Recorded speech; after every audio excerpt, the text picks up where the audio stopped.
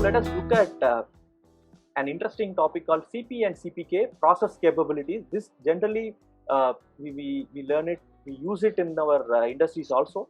Yeah, and this Cp ratio or this process capability means we are understanding how well the process spread fits into the specification range. Right, the specification range is given by the customer, the specification limit.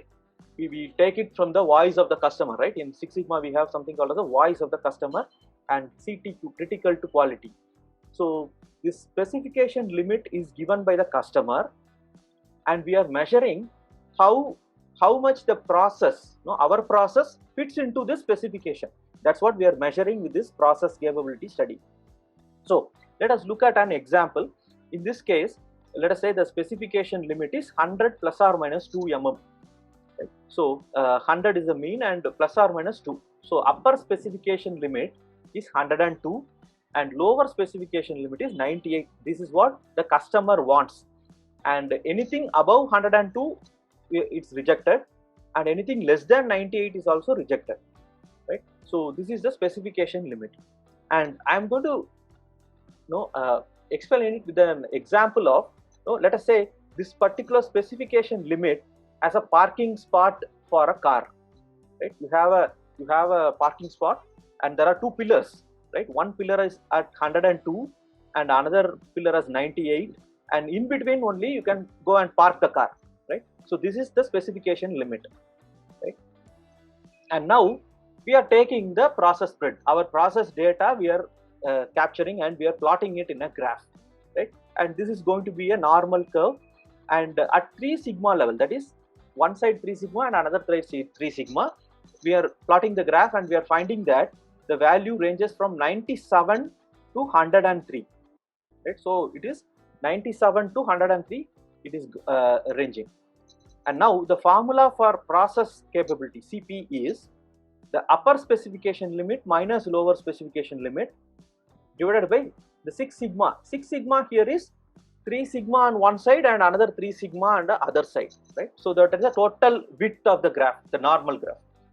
So USL minus LSL is 102 minus 98, which is what the specification limit is, and under that denominator we have 6 sigmas, that is the total width of the graph. It is about 103 minus 97, which means 4 by 6.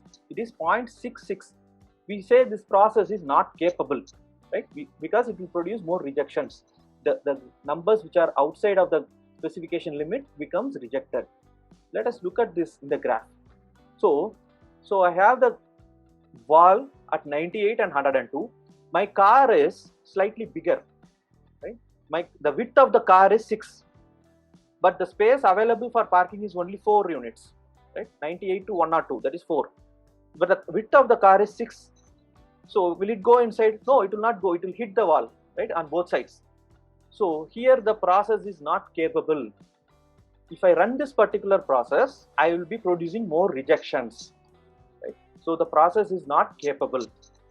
Now what I did is I did some adjustments, some improvements in the machine, and I have reduced the overall variations. Right? So now the graph is within that 98 to 102, same normal curve but with lesser standard deviation. Right?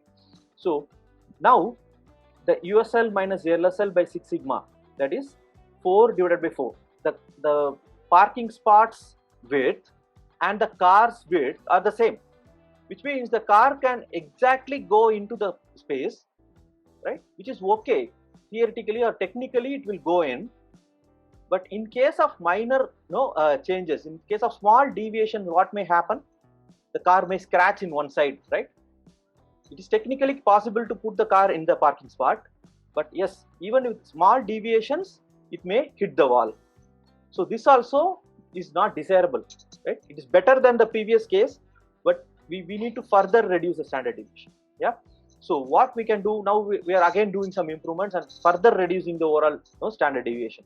And now what happens? The width of the car, the width of the graph becomes 99 to 101, which means my process is producing values only from 99 to 101, right, at 3 sigma level. Right? There may be some points which will be outside.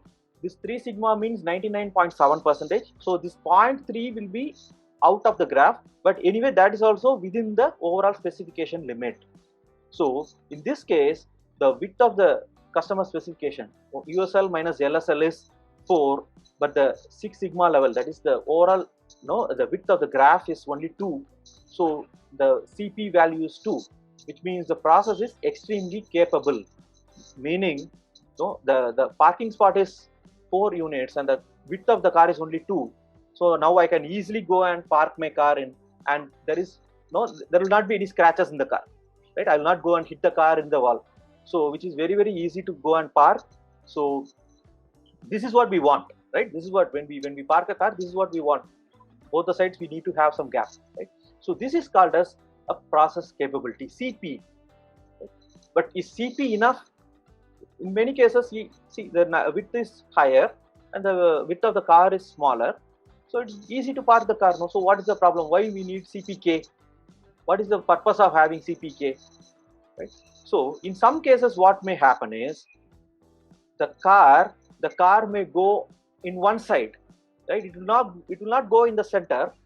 What we'll do is we'll sometimes go skewed towards one side, right? We'll go towards one side and it may hit also. So there are some possibilities like that. So in that case only we are using CPK. CPK is used when, right, the graph is shifted towards one side. The process mean shifts towards one side and still we get some rejections. If you actually look at the CP value for this graph, it will be 2, yeah, because the width of the customer specification divided by the width of the car is twice. So it should not technically go and hit the wall, but what happens is the mean shifts. So the car actually shifts and goes and hits in one side. So this is when CPK is used. CPK is used when the mean shifts towards one side. And what is the formula for that? We actually take this mean shifting into account.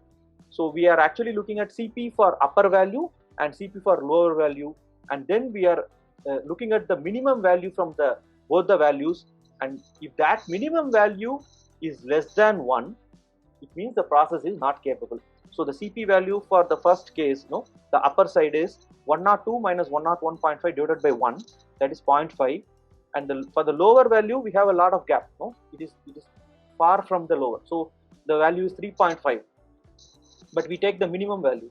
So minimum of 0.5 and 3.5 is 0.5. So the CPK value is 0.5, so the process is not capable. If we run this particular process, we will go and hit the wall. So there will be a lot of rejections. So what we need to do, we need to bring the graph to the middle. We need to bring the mean to the middle so that we will not scratch the wall. So are we clear? Are we clear? Whether we need to use CP or CPK? CPK is better because it takes this shifting of the mean into account, right? Greater than 1 should be the target. 1.33 or more will be much better, right? You will not get a lot of rejections.